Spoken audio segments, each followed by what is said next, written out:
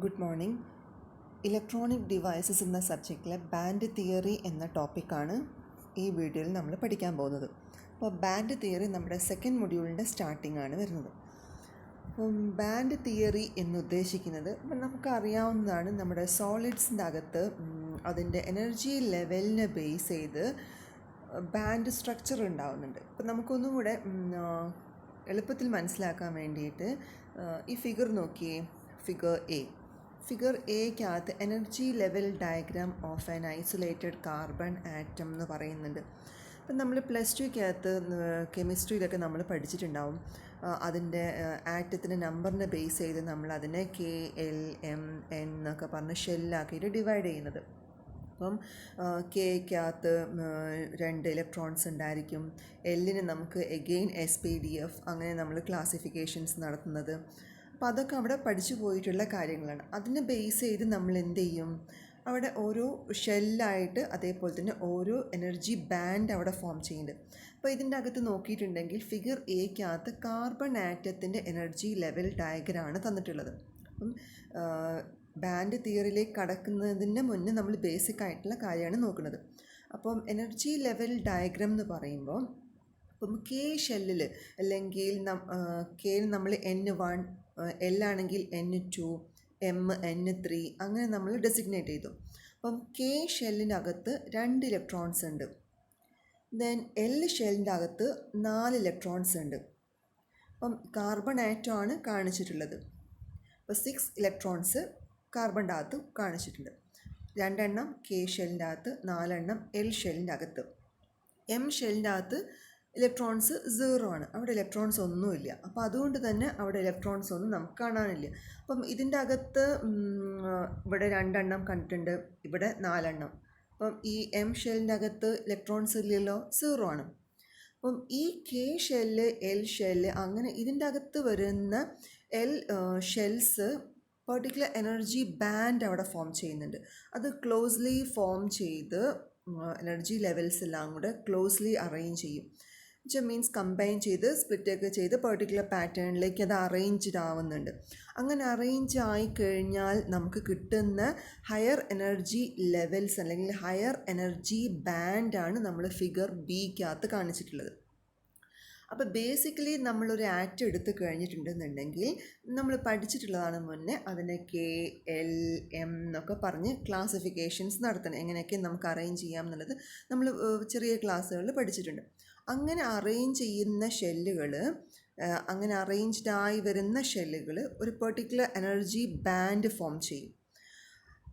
അതിനെയാണ് നമ്മൾ energy level ഡയഗ്രത്തിൻ്റെ അകത്ത് റെപ്രസെൻ്റ് ചെയ്യുന്നത്. എനർജി ബാൻഡ് ഫോം ചെയ്യും. ഇപ്പോൾ എനർജി ബാൻഡ് എന്ന് പറയുമ്പം large number of discrete but closely spaced energy ലെവൽസിനാണ് നമ്മൾ എനർജി ബാൻഡ് എന്ന് പറയുന്നത്. ഇപ്പോൾ നോക്കിയേ, കെ എന്ന് പറഞ്ഞിട്ടുണ്ടെങ്കിൽ 2 ഇലക്ട്രോൺസ് വന്നു. L എന്ന് പറയുമ്പം 2 ലെവലിലുള്ള ക്ലോസ്ലി സ്പേസ്ഡ് എനർജി ലെവൽസ് എന്ന് പറയുമ്പോൾ 2 ലെവലിലുള്ള എനർജി ഉള്ള ഇലക്ട്രോൺസ് ആണ് അവിടെ ക്ലോസ്ലി സ്പേസ്ഡ് ആയിട്ടുള്ളത്. മീൻസ് ക്ലോസ്ലി അറേഞ്ച് ചെയ്ത് വെച്ചിട്ടുള്ള ഡിസ്ക്രീറ്റ് എനർജി ലെവൽസ് ആണത് L ഷെല്ലിൻ്റെ അകത്ത് വരുന്നത്. ദെൻ എമ്മിൻ്റെ അകത്ത് അടുത്ത ഷെൽസ് അടുത്ത ക്ലോസ്ലി എനർജി ലെവൽസ് വരുന്നുണ്ട്. പക്ഷെ അതിനകത്ത് ഇലക്ട്രോൺസ് ഒന്നും ഇല്ല, കാരണം ഇവിടെ കാർബൺ ആയതുകൊണ്ടാണ് അത് ഇല്ലാതെ വന്നത്. അപ്പം കെ ഒരു ഗ്രൂപ്പായി, L ഒരു ഗ്രൂപ്പായി. ഇങ്ങനെ എന്ത് ചെയ്യും, ഇങ്ങനെ ക്ലോസ്ലി സ്പേസ്ഡ് ആയിട്ടുള്ള എനർജി ലെവൽസ് ഫോം ചെയ്യുന്ന ബാൻഡിനെയാണ് നമ്മൾ എനർജി ബാൻഡ് ഡയഗ്രാം എന്ന് പറയുന്നത്. ആ എനർജി ബാൻഡ് ഡയഗ്രാമാണ് ഫിഗർ ബിക്കകത്ത് കാണിച്ചിട്ടുള്ളത്. കെ ബാൻഡ്, ദെൻ കെക്ക് മുകളിലേക്ക് വരുന്ന ഹയർ ലെവൽസിനാണ് നമ്മൾ വാലൻസ് ബാൻഡ്, കണ്ടക്ഷൻ ബാൻഡ് എന്നൊക്കെ പറയുന്നത്. അപ്പോൾ അതിലേക്ക് ഡീറ്റെയിൽ ആയിട്ട് കടക്കും. അതിൻ്റെ മുന്നേ ഇതാണ് ബേസിക് ഒരു ആറ്റത്തിൻ്റെ അകത്ത് എങ്ങനെ എനർജി ലെവൽ ഡയഗ്രാം ഫോം ചെയ്യണമെന്നുള്ളത് നമ്മൾ പറയുന്നത്. ഇനി ബാൻഡ് തിയറി എന്ന് പറയുമ്പോൾ, ഇപ്പം നമ്മളിതിൻ്റെ ഓരോ സോളിഡിൻ്റെയും ബാൻഡ് സ്ട്രക്ചർ നമ്മൾ പറഞ്ഞു. അപ്പോൾ ഈ ഓരോ സോളിഡിൻ്റെയും ബാൻഡ് സ്ട്രക്ചർ എന്ന് പറയുമ്പം അതെന്ത് ചെയ്യും, എനർജി ലെവലിനെ ഡിസ്ക്രൈബ് ചെയ്യുന്നുണ്ട്. ഇപ്പം നമ്മളിവിടെ കണ്ടു എനർജി ലെവലിനെ ഡിസ്ക്രൈബ് ചെയ്യുന്നുണ്ട്. ഇപ്പം ഇവിടെ കാണുന്നില്ലേ നമ്മൾ എനർജി ലെവലിന്. അപ്പോൾ എനർജി ലെവൽ എന്ന് പറയുമ്പോൾ ബാലൻസ് ബാൻഡ് എന്ന് പറഞ്ഞ ഒരു എനർജി ലെവലാണ്, കണ്ടക്ഷൻ ബാൻഡ് എന്ന് പറയുന്ന ഒരു എനർജി ലെവലാണ്. ദെൻ അതിൻ്റെ ഇടയിൽ വരുന്ന ഗ്യാപ്പിനെയാണ് നമ്മൾ ഫോർബിഡൻ എനർജി ഗ്യാപ്പ് എന്ന് പറയുന്നത്. അപ്പം ഇങ്ങനെ എനർജി ബാൻഡ് ഡിസ്ക്രൈബ് ചെയ്യാൻ നമുക്ക് എന്തുപയോഗിക്കാം? ബാൻഡ് സ്ട്രക്ചർ ഉപയോഗിക്കാം. ഇതാണ് ഏതിൻ്റെ അകത്ത് വരുന്നത്? ബാൻഡ് തിയറി എന്ന് പറയുന്നത്. അപ്പോൾ band structure of a solid describes the range of energy level that an electron may or may not. അപ്പം എനർജി ലെവൽസ് ആണ് അവിടെ കാണിച്ചിട്ടുള്ളത്. ഓരോ ഇലക്ട്രോൺസിൻ്റെയും എനർജി ലെവൽസ് ആണ് എവിടെ റെപ്രസെൻ്റ് ചെയ്യുന്നത്? ഒരു ബാൻഡ് സ്ട്രക്ചർ എന്ന് എനർജി ബാൻഡ് സ്ട്രക്ചറിൽ ഡിസ്ക്രൈബ് ചെയ്യുന്നത്. ബാൻഡ് തിയറി യൂസ് ചെയ്ത് നമുക്ക് ബാൻഡും ബാൻഡ് ഗ്യാപ്പും നമുക്ക് എക്സ്പ്ലെയിൻ ചെയ്യാം. ഇപ്പോൾ ബാൻഡ് ആൻഡ് ബാൻഡ് ഗ്യാപ്പ് എന്ന് പറയുമ്പോൾ ബാൻഡ് ഏതൊക്കെയാണ് വരുന്നത്? വാലൻസ് ബാൻഡും കണ്ടക്ഷൻ ബാൻഡും. ബാൻഡ് ഗ്യാപ്പ് എന്ന് പറയുന്നത് ഫോർബിഡൻ എനർജി ഗ്യാപ്പാണ്. അപ്പം നമ്മളിവിടെ ബാൻഡ് എന്ന് പറയുന്നത് വാലൻസ് ബാൻഡ്, കണ്ടക്ഷൻ ബാൻഡ് എന്ന് പറയുന്നു. ഇതിൻ്റെ ഗ്യാപ്പ് എന്ന് പറഞ്ഞാൽ ഫോർബിഡൻ എനർജി ഗ്യാപ്പ്.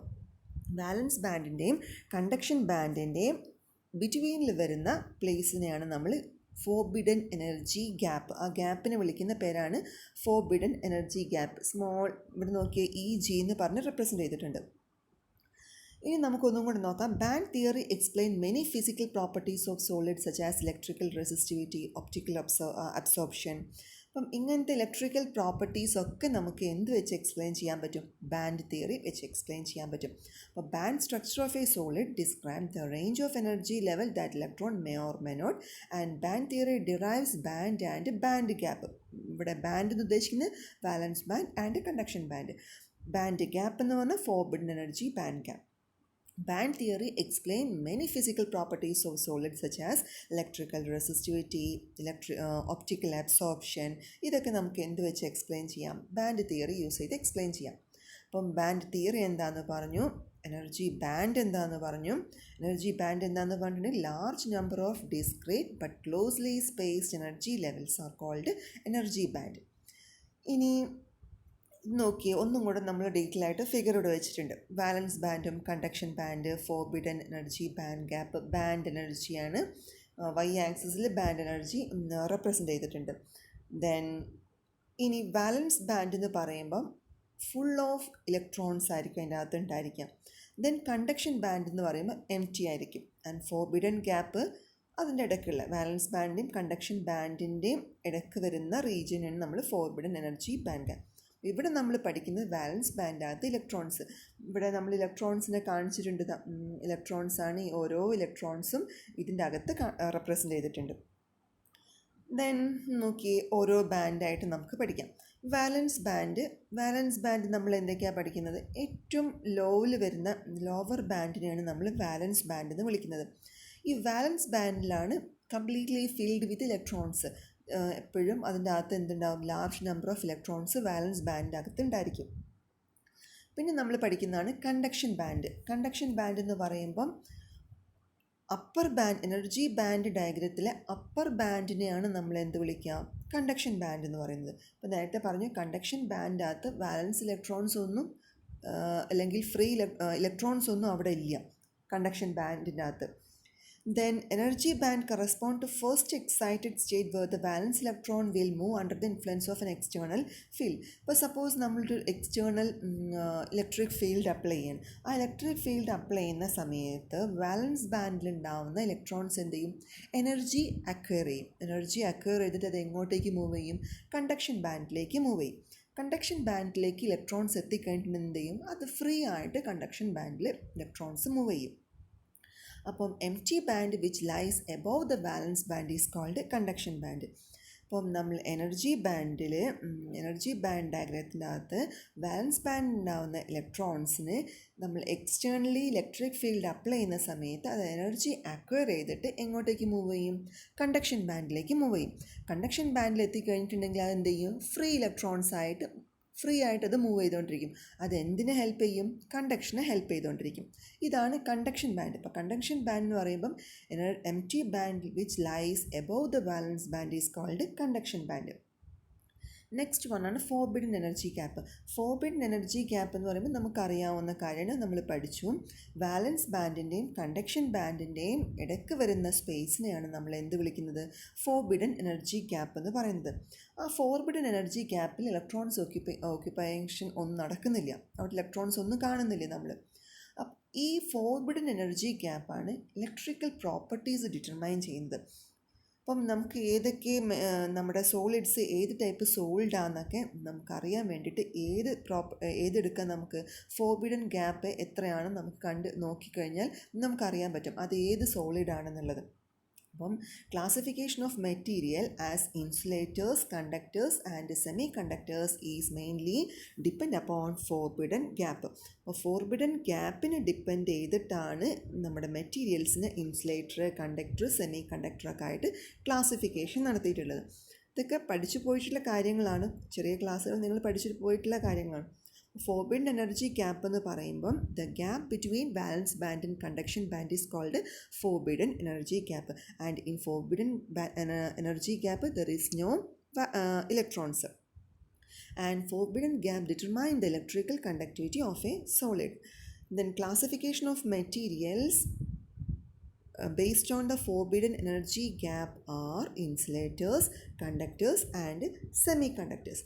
നോക്കിയേ, ഈ ഇൻസുലേറ്റേഴ്സും കണ്ടക്ടേഴ്സും സെമി കണ്ടക്ടേഴ്സിനെ നമ്മൾ ബാൻഡ് ഗ്യാപ്പ് ബേസ് ചെയ്തിട്ട് ഇവിടെ പറഞ്ഞിട്ടുണ്ട്. ഇതൊക്കെ എങ്ങനെയൊക്കെയാണ്? ഫസ്റ്റ് വൺ എന്ന് പറയുമ്പോൾ no forbidden gap. First figure നമ്മൾ നോക്കിയാൽ, ഇപ്പോൾ figure A, figure B, then figure C, നമ്മളിങ്ങനെ ഓരോ പേര് കൊടുത്തു. Figure A, figure B, figure C. Figure എയിൽ നോക്കിയേ, അവിടെ വാലൻസ് ബാൻഡും കണ്ടക്ഷൻ ബാൻഡും ഓൾമോസ്റ്റ് ടച്ച് ചെയ്തുകൊണ്ടിരിക്കുന്നുണ്ട്. അവിടെ പറയുന്നുണ്ട് നോ ഫോർബിഡൻ ഗ്യാപ്പ്. അപ്പോൾ forbidden energy band gap no എന്ന് മീൻസ് അവിടെ സീറോ ആണ്. സീറോ ആവുന്ന സമയത്ത് അത് എന്തായിട്ട് ആക്ട് ചെയ്യും? അത് കണ്ടക്ടറായിട്ട് ആക്ട് ചെയ്യും. അപ്പോൾ ഫോർബിഡൻ എനർജി ഗ്യാപ്പ് സീറോ ആവുന്ന സമയത്ത് കണ്ടക്ടറായിട്ട് അത് വർക്ക് ചെയ്യും. കണ്ടക്ടർ എന്ന് പറഞ്ഞാൽ എന്താണ്? അവിടെ പെട്ടെന്ന് ഇലക്ട്രോൺസ്, ഇവിടെ ബാലൻസ് ബാൻഡിലുള്ള ഇലക്ട്രോൺസ് എവിടെയും കാണുന്നുണ്ട്. നമ്മൾ കണ്ടക്ഷൻ ബാൻഡിലും ഇലക്ട്രോൺസിനെ കാണുന്നുണ്ട്. അപ്പം അവിടെ ഇലക്ട്രോൺസ് ഫ്രീ ആയിട്ട് മൂവ് ചെയ്തുകൊണ്ടിരിക്കുന്നത്. അവിടെ എന്ത് നടക്കും?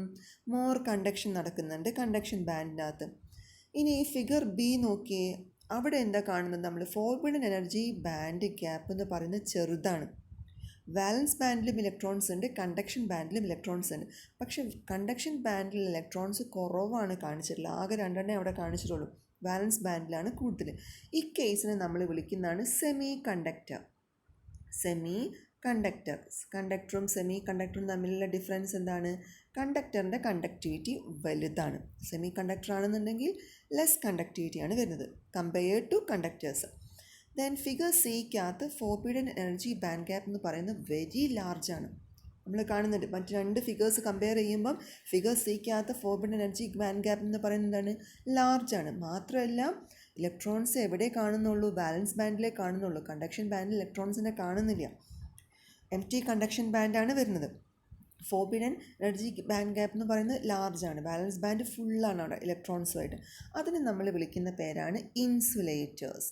അപ്പം ഇൻസുലേറ്റേഴ്സ് എന്ന് പറയുമ്പം ലാർജ് ഫോർബിഡൻ എനർജി ബാൻഡ് ഗ്യാപ്പാണ്. No forbidden energy band gap വരുന്നത് കണ്ടക്ടേഴ്സ്.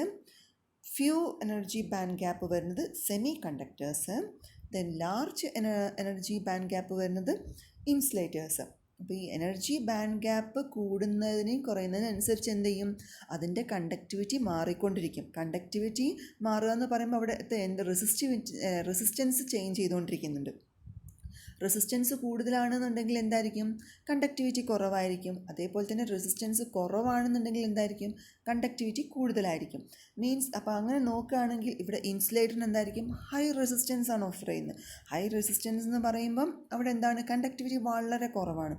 ദെൻ സെമി കണ്ടക്ടറിൽ നോക്കിയാൽ അവിടുത്തെ ബാൻഡ് ഗ്യാപ്പ് കുറവാണ്. ബാൻഡ് ഗ്യാപ്പ് എന്ന് കുറയുന്ന കേസിൽ ബാലൻസ് ബാൻഡിൽ ഇലക്ട്രോൺസിന് കുറച്ചൊരു എനർജി കിട്ടുമ്പോഴേക്ക് എന്ത് ചെയ്യാൻ പറ്റും? കണ്ടക്ഷൻ ബാൻഡിലേക്ക് എത്താൻ പറ്റും. കണ്ടക്ഷൻ ബാൻഡിൽ എത്തിക്കഴിഞ്ഞാൽ കണ്ടക്ഷൻ സാധ്യമാണ്. അപ്പം സെമി കണ്ടക്ടർ ആവുന്ന കേസിൽ കറണ്ട് ഫ്ലോ ഉണ്ടായിരിക്കും. അവിടുത്തെ റെസിസ്റ്റൻസ് എന്താണ്? കുറവാണ്. ദെൻ കണ്ടക്ടേഴ്സിൻ്റെ കേസിലാണെങ്കിലോ എഗെയിൻ റെസിസ്റ്റൻസ് വളരെ കുറവാണ്. കാരണം എന്താണ്? അവിടെ ഇലക്ട്രോൺസ് വാലൻസ് ബാൻഡിൽ നിന്ന് കണ്ടക്ഷൻ ബാൻഡിലേക്ക് മൂവ് ചെയ്തുകൊണ്ടിരിക്കുന്നുണ്ട്. മാത്രമല്ല വാലൻസ് ബാൻഡിനേക്കാളും ഇലക്ട്രോൺസ് എവിടെ ഉണ്ട്? കണ്ടക്ഷൻ ബാൻഡിനകത്തുണ്ട്. ഇനി നമ്മളവിടെ എക്സ്റ്റേണൽ എന്തെങ്കിലും എനർജി കൊടുക്കുകയാണെങ്കിൽ എന്താണ്? ലാർജ് എമൗണ്ട് ഓഫ് കറണ്ട് എവിടെ ഫ്ലോ ചെയ്യും? കണ്ടക്ടേഴ്സിൽ ഫ്ലോ ചെയ്യും. അപ്പം ലാർജ് എമൗണ്ട് ഓഫ് കറണ്ട് എവിടെ ഫ്ലോ ചെയ്യും? കണ്ടക്ടേഴ്സിൽ ഫ്ലോ ചെയ്യും. സെമി കണ്ടക്ടേഴ്സിലാണെങ്കിൽ എഗെയിൻ ഇലക്ട്രോൺസിൻ്റെ എമൗണ്ട് കുറവാണ്. സോ ഗ്യാപ്പ് കുറവായതുകൊണ്ട് നമ്മൾ ചെറിയ എനർജി കൊടുത്താൽ പോലും ഇലക്ട്രോൺസ് മൂവ് ചെയ്യും. സോ കണ്ടക്ഷൻ അവിടെ നടക്കും. ഇൻസുലേറ്റേഴ്സ് എന്ന് പറയുമ്പം very large amount of energy വേണം നമ്മൾ കൊടുക്കാൻ, എങ്കിലും എന്ത് ചെയ്യുള്ളൂ, അത് വാലൻസ് ബാൻഡിൽ നിന്ന് കണ്ടക്ഷൻ ബാൻഡിലേക്ക് എത്താൻ പറ്റുള്ളൂ. അപ്പം ഇങ്ങനെയാണ് ഫോർബിഡൻ എനർജി ബാൻഡ് ഗ്യാപ്പിനെ ബേസ് ചെയ്തിട്ട് നമ്മൾ മെറ്റീരിയൽസിനെ ക്ലാസിഫിക്കേഷൻ നടത്തിയിട്ടുള്ളത്. Conductors, semi conductors, insulators. ഇനി നമുക്ക് ഓരോന്നും ഡീറ്റെയിൽ ആയിട്ട് നോക്കാം. കണ്ടക്ടർ എന്ന് പറഞ്ഞാൽ നമുക്ക് അറിയാവുന്ന കാര്യമാണ്. Which easily allow the flow of electric current through them. Easily ആയിട്ട് ഇലക്ട്രിക് കറൻറ്റ് അതിലൂടെ ഫ്ലോ ചെയ്തുകൊണ്ടിരിക്കും. കണ്ടക്ഷൻ ബാൻഡും വാലൻസ് ബാൻഡും എന്താണ്, ഓവർലാപ്പ് ചെയ്യുന്നുണ്ട്. ആ overlapping indicates the large amount of electrons available for conduction. Small amount of applied voltage result in large amount of current. ഇതിന് എക്സാമ്പിളാണ് copper, silver, iron, aluminium. നമുക്കറിയാവുന്ന കാര്യങ്ങളാണ്. കോപ്പറും സിൽവർ, അയേൺ, അലൂമിനിയം ഒക്കെ നമ്മൾ കണ്ടക്ടേഴ്സായിട്ട് യൂസ് ചെയ്യുന്നുണ്ട്. കോപ്പറൊക്കെ നമ്മൾ കോമൺ ആയിട്ട് യൂസ് ചെയ്യുന്നത്. അതേപോലെ തന്നെ അയേണ്, സിൽവറും അലൂമിനിയം വരുന്നുണ്ട്, എങ്കിലും റെയറാണ് ബിക്കോസ് ഓഫ് കോസ്റ്റ്. കോപ്പറൊക്കെ നമ്മൾ കോമൺ ആയിട്ട് യൂസ് ചെയ്യുന്നതാണ് കണ്ടക്ടേഴ്സായിട്ട്, നമുക്കറിയാവുന്ന കാര്യമാണത്. അപ്പം കണ്ടക്ടറിൻ്റെ കേസിൽ ഫോർബിഡൻ എനർജി ഗ്യാപ്പ് അപ്രോക്സിമേറ്റ്ലി 0 എന്ന് തന്നെ നമുക്ക് പറയാം. അപ്പം ആ ഒരു ഓവർലാപ്പ് ചെയ്യുന്നുണ്ട്. ആ കേസിൽ എന്ത് ചെയ്യും, large amount of current flow നടക്കുന്നുണ്ട്. കാരണം ഇലക്ട്രോൺസിന് ഫ്രീ ആയിട്ട് ബാലൻസ് ബാൻഡിൽ നിന്ന് കണ്ടക്ഷൻ ബാൻഡിലേക്ക് മൂവ് ചെയ്യാം. അപ്പോൾ small amount of applied voltage result in large amount of current. ചെറിയൊരു വോൾട്ടേജ് കൊടുത്താൽ പോലും എന്ത് നടക്കും, large amount of current flow അവിടെ നടക്കും. അതിന് എക്സാമ്പിളാണ് കോപ്പർ, സിൽവർ, അയേൺ, അലൂമിനിയം. നമ്മൾ കോമൺ ആയിട്ട് കാണുന്ന, നമ്മുടെ ഡേ ടു ഡേ ലൈഫിൽ നമ്മൾ കാണുന്ന കണ്ടക്ടേഴ്സാണ് ഇതൊക്കെ. Next വണ്ണാണ് insulators. ഇൻസുലേറ്റേഴ്സ് എന്ന് പറയുമ്പോൾ ആ പേരിൽ തന്നെ ഉണ്ട്, ഇൻസുലേഷൻ ആയിട്ട് ആക്ട് ചെയ്യുന്നതാണ് ഇൻസുലേറ്റേഴ്സ്. ഇതിന് നമ്മൾ ഡൈഇലക്ട്രിക് മെറ്റീരിയൽസ് എന്നും കൂടെ വിളിക്കുന്നുണ്ട്. ഇനി ഇൻസുലേറ്റർ ആവുന്ന കേസിൽ നമ്മൾ നേരത്തെ പറഞ്ഞു, ഇലക്ട്രിക് കറണ്ട് അവിടെ ഫ്ലോ ചെയ്യുന്നേ ഇല്ല. അവിടുത്തെ ഫോർബിഡൻ എനർജി ബാൻഡ് ഗ്യാപ്പ് എന്ന് പറയുന്നത് വെരി ലാർജ് ആണ്, approximate 15 electron volt. Electron volt എന്ന് പറയുന്നതാണ് unit. Electron volt, small E V എന്ന് പറഞ്ഞ് നമ്മൾ അതിനെ റെപ്രസെൻ്റ് ചെയ്യുക. 15 വരെ വരുന്നുണ്ട് ഇൻസുലേറ്ററിൻ്റെ കേസിൽ. അപ്പം it does not allow the flow of electric current through them. Large amount of energy required to move from valence band to conduction band. Valence ബാൻഡിലിരിക്കുന്ന ഇലക്ട്രോൺസിന് കണ്ടക്ഷൻ ബാൻഡിലേക്ക് മൂവ് ചെയ്യണമെന്നുണ്ടെങ്കിൽ ലാർജ് എമൗണ്ട് ഓഫ് എനർജി അവിടെ ആവശ്യമുണ്ട്. അപ്പം large amount of energy ആവശ്യം കൊടുത്താൽ മാത്രമേ എന്ത് ചെയ്യുള്ളൂ, ബാലൻസ് ബാൻഡിലെ ഇലക്ട്രോൺസ് കണ്ടക്ഷൻ ബാൻഡിലേക്ക് മൂവ് ചെയ്യുള്ളൂ. ഇനി ഇതിൻ്റെ അകത്ത് നമ്മൾ ടെമ്പറേച്ചർ കൂട്ടുകയാണെന്ന് കരുതാം. അപ്പോൾ ടെമ്പറേച്ചർ കൂട്ടുന്ന കേസിൽ അവിടെ റെസിസ്റ്റൻസ് കുറയും.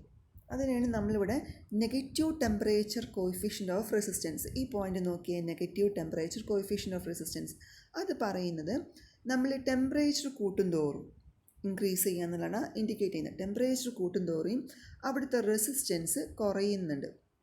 അപ്പം നമ്മൾ ഒരു ഇൻസുലേറ്ററിൽ ടെമ്പറേച്ചർ നമ്മൾ കൂട്ടുക, ഹൈ ടെമ്പറേച്ചർ ആവുന്ന കേസിൽ അവിടുത്തെ റെസിസ്റ്റൻസ് കുറയും. അപ്പോൾ റെസിസ്റ്റൻസ് കുറയുമ്പോൾ എന്താ ഉണ്ടാവുക, റെസിസ്റ്റൻസ് കുറയുമ്പം ഇലക്ട്രോൺസ് വാലൻസ് ബാൻഡിൽ നിന്ന് കണ്ടക്ഷൻ ബാൻഡിലേക്ക് മൂവ് ചെയ്യും. വാലൻസ് ബാൻഡിൽ നിന്ന് കണ്ടക്ഷൻ ബാൻഡിലേക്ക് മൂവ് ചെയ്യുമ്പോൾ അവിടെ കറണ്ട് ഫ്ലോ നടക്കും. അപ്പം ഇൻസുലേറ്റർ നമുക്കൊരു കണ്ടക്ടറായിട്ട് കണ്ടക്റ്റിംഗ് പ്രോപ്പർട്ടീസ് നമുക്ക് അവിടെ കിട്ടണം എന്നുണ്ടെങ്കിൽ നമ്മൾ അവിടെ എന്ത് കൂട്ടിയാൽ മതി, ടെമ്പറേച്ചേഴ്സ് കൂട്ടണം. ടെമ്പറേച്ചർ കൂട്ടുക എന്ന് പറയുമ്പം ഹൈ ടെമ്പറേച്ചർ വേണം നമ്മളവിടെ കൊടുക്കാൻ. പക്ഷെ അത് കോമൺ ആയിട്ട് അങ്ങനെ ആപ്ലിക്കേഷനിൽ വരുന്നില്ല.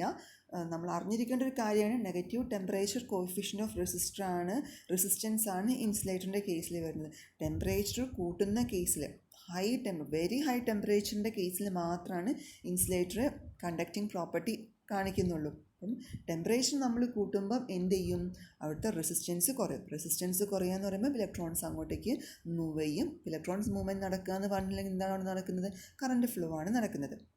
ഇനി ഇൻസുലേറ്റേഴ്സിന് എക്സാമ്പിളാണ് റബ്ബർ, വുഡ്, ഡയമണ്ട്, പ്ലാസ്റ്റിക് ഒക്കെ.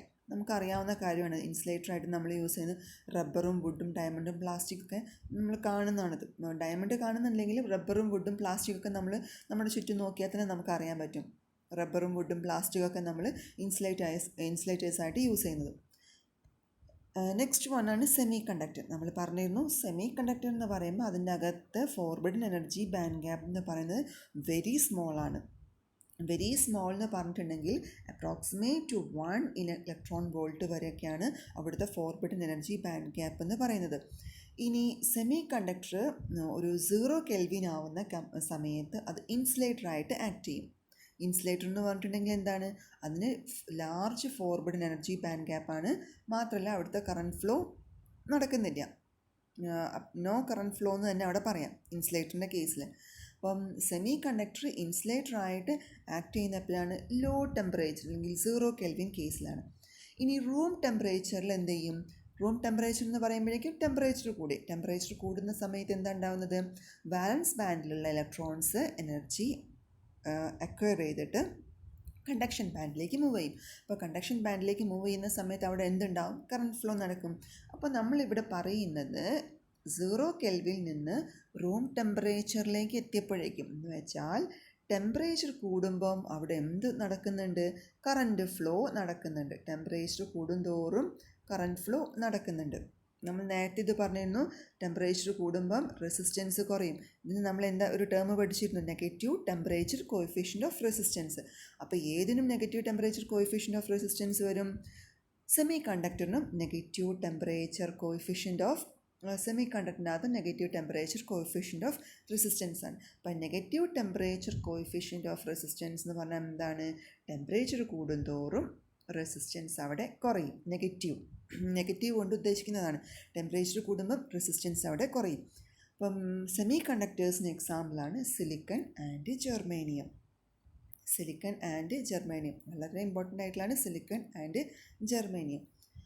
അപ്പം നമുക്കൊന്നും കൊണ്ട് നോക്കാം. അപ്പം negative temperature coefficient of resistance പറഞ്ഞത് ഏതൊക്കെ കേസിലാണ്? ഇൻസുലേറ്റേഴ്സും സെമി കണ്ടക്ടേഴ്സിനും negative temperature coefficient of resistance ആണ്.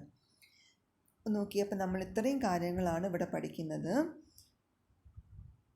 ബാൻഡ് തിയറി എന്താണെന്ന് പഠിക്കുന്നുണ്ട്. ബാൻഡ് തിയറി എന്ന് പറഞ്ഞിട്ടുണ്ടെങ്കിൽ നമ്മൾ ആ ബാൻഡ് സ്ട്രക്ചർ യൂസ് ചെയ്തിട്ട് നമുക്ക് എങ്ങനെയൊക്കെ എനർജി ലെവൽസ് ക്ലാസിഫിക്കേഷൻസ് നടത്തി എന്നുള്ളത് ബാൻഡ് തിയറി വെച്ച് പറയുന്നുണ്ട്. അതേ ബാൻഡ് ഗ്യാപ്പും അവിടെ എക്സ്പ്ലെയിൻ ചെയ്യുന്നുണ്ട്. അപ്പം നമുക്ക് എന്ത് അവിടെ എക്സ്പ്ലെയിൻ ചെയ്യാം ബാൻഡ് തിയറി യൂസ് ചെയ്തിട്ട്? ഈ ബാൻഡ് ഗ്യാപ്പൊക്കെ നമുക്ക് കിട്ടിക്കഴിഞ്ഞിട്ടുണ്ടെങ്കിൽ നമുക്ക് എന്ത് എക്സ്പ്ലെയിൻ ചെയ്യാം ബാൻഡ് തിയറി യൂസ് ചെയ്തിട്ട്? ഓരോ സോളിഡിൻ്റെ ഫിസിക്കൽ പ്രോപ്പർട്ടീസ് നമുക്ക് എക്സ്പ്ലെയിൻ ചെയ്യാൻ പറ്റും. ദെൻ എനർജി ബാൻഡ് എന്താണ്? എനർജി ബാൻഡ് എന്ന് പറഞ്ഞിട്ടുണ്ടെങ്കിൽ large number of discrete but closely spaced energy ലെവൽസിന് നമ്മൾ എനർജി ബാൻഡ് എന്ന് പറയുന്നത്. ഇപ്പം നമ്മൾ ഷെല്ലെന്ന് പറയുമ്പം ഒരു എനർജി ലെവലാണ്. ദെൻ എൽ എന്ന് പറയുമ്പോൾ അടുത്ത എനർജി ബാൻഡാണ്. എനർജി ലെവൽസുള്ള എല്ലാത്തിനെയും കൊണ്ട് നമ്മൾ ഒരുമിച്ച് ഒരു ബാൻഡ് ഫോം ചെയ്തു. ആ ബാൻഡാണ് വാലൻസ് ബാൻഡ്. അടുത്തതാണ് കണ്ടക്ഷൻ ബാൻഡ്. ഇനി ഇത് രണ്ടും സെപ്പറേറ്റ് ചെയ്യുന്ന റീജിയനാണ് നമ്മൾ ഫോർബിഡൻ എനർജി ബാൻഡ് ഗ്യാപ്പ് എന്ന് വിളിക്കുന്നത്. ദെൻ അതിൻ്റെ അകത്ത് ഇലക്ട്രോൺസ് നമ്മൾ കാണുന്നത് വാലൻസ് ബാൻഡ് അകത്താണ്. കണ്ടക്ഷൻ ബാൻഡ് എന്ന് പറയുമ്പം എംപ്റ്റി റീജിയനാണ്. ദെൻ വാലൻസ് ബാൻഡ് എന്ന് പറഞ്ഞിട്ടുണ്ടെങ്കിൽ ലോവർ എനർജി റീജിയനാണ് നമ്മൾ വാലൻസ് ബാൻഡ് എന്ന് പറയുക. അവിടെ എന്ത് ചെയ്യും? ഇലക്ട്രോൺസ് ഫുൾ ഓഫ് ഇലക്ട്രോൺസ് ആയിരിക്കും. കണ്ടക്ഷൻ ബാൻഡ് എന്ന് പറയുമ്പം എനർജി ബാൻഡ് ആയിട്ടുള്ള അപ്പർ ബാൻഡിനെ നമ്മൾ കണ്ടക്ഷൻ ബാൻഡ് എന്ന് പറഞ്ഞാൽ അവിടെ ഇലക്ട്രോൺസ് എന്ന് പറയുന്നത് നോ ഇലക്ട്രോൺസ് ആണ്. എന്ത് ചെയ്യും? ഇലക്ട്രോൺസ് എക്സ്റ്റേണൽ ഫീൽഡ് കൊടുക്കുന്ന സമയത്ത് ഇലക്ട്രോൺസ് കണ്ടക്ഷൻ ബാൻഡിലേക്ക് മൂവ് ചെയ്യും. ആ സമയത്ത് അവിടെ എന്ത് നടക്കും? കണ്ടക്ഷൻ നടക്കും. അപ്പം കണ്ടക്ഷൻ ബാൻഡ് എന്ന് പറഞ്ഞിട്ടുണ്ടെങ്കിൽ energy band which lies above the valence band is called a conduction band. Then forbidden energy band gap is the band gap between the valence band and the conduction band, and we cannot see the electrons in this region, and the forbidden energy band gap determines electrical conductivity of a solid.